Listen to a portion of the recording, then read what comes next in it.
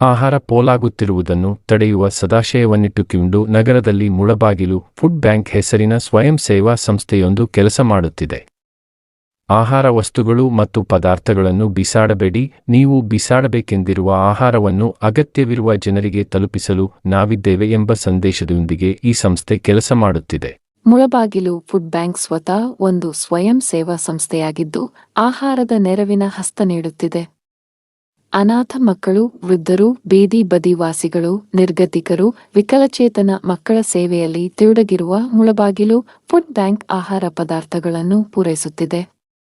ಸದ್ಯ ಕಾರ್ಪೊರೇಟ್ ಸಂಸ್ಥೆಗಳು, ದಾನಿಗಳು ಸ್ವಯಂ ಸೇವಾ ಸಂಸ್ಥೆಗಳಿಂದ ಬೇಯಿಸದ ಆಹಾರ ಪದಾರ್ಥಗಳನ್ನು ಉದಾಹರಣೆಗೆ ಅಕ್ಕಿ, ಬೇಳೆಕಾಳು, ಸಕ್ಕರೆ, ಬಿಸ್ಕೆಟ್, ತರಕಾರಿ, ಕಾಯಿಪಲ್ಯ, ಸೊಪ್ಪು ಇತ್ಯಾದಿಗಳನ್ನು ಅವರ ಮನೆ ಬಾಗಿಲಿಗೆ ಹೋಗಿ ಸಂಗ್ರಹಿಸುತ್ತಿದೆ.